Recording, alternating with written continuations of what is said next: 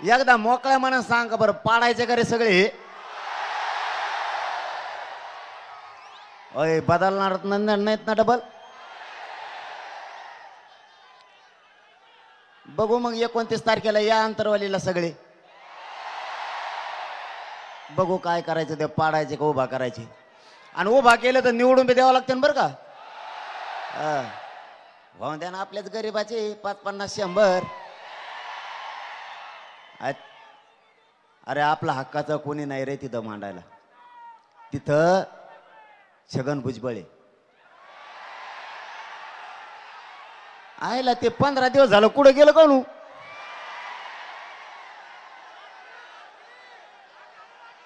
अरे आता एक गोष्ट घडली तुमच्याकडं.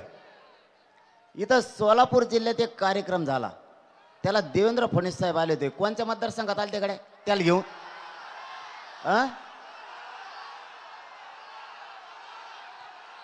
छगन भुजबळला जो नेता जिथं घेऊन जाईन त्या मतदारसंघातला माणूस पाडायचा.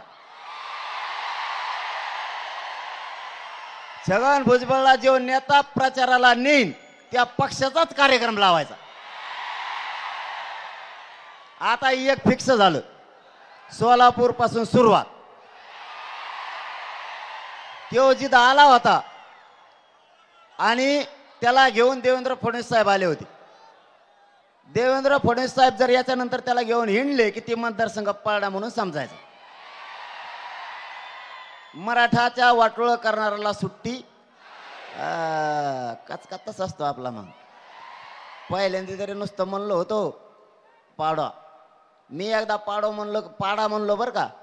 तिकडून लगेच मुसलमान म्हणले पाडो. मला कुठं भेटलं की मुसलमान म्हणायचे पाडो. एवढी बार म्हणलं पाडो तो पाडो. हो द्या पाडो पाडो सगळ्या. कारण मग आपलं तसंच असतं. मग हिंदीचं मग जमत नाही बरं का. मी शिकवतो हिंदी, कारण मी हिंदी लवकर शिकून घेणार आहे.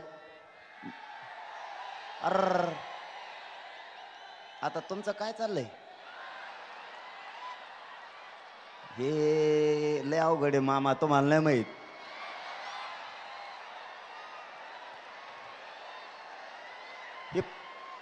एकदा तरी पाडा पाडा म्हणलो, पण आता नावच घेऊन कार्यक्रम लावायचा.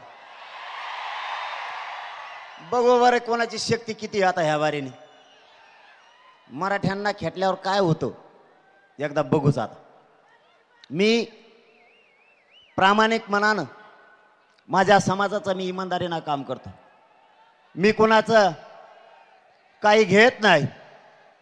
मी ना कोणाचे पैसे घेत नाही, ना कोणाचे पद घेत नाही. माझ्या समाजाची चटणी भाकरी खाऊन उपाशी तापाशी राहून आमचं रक्त जाळून माझ्या समाजासाठी आम्ही लढतोय.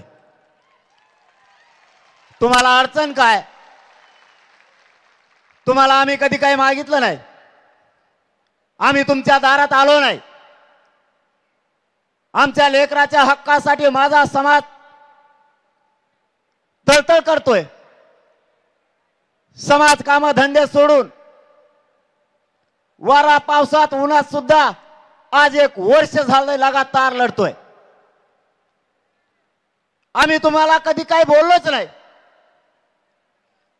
तरी तुम्ही माझ्या समाजाला टार्गेट केलं. पण एक लक्षात असू द्या, यांना मराठे म्हणतात. यांच्या नादाला लागलं ना तर राजकीय सुपडा साफ होईल तुमचा सगळा राज्यातला.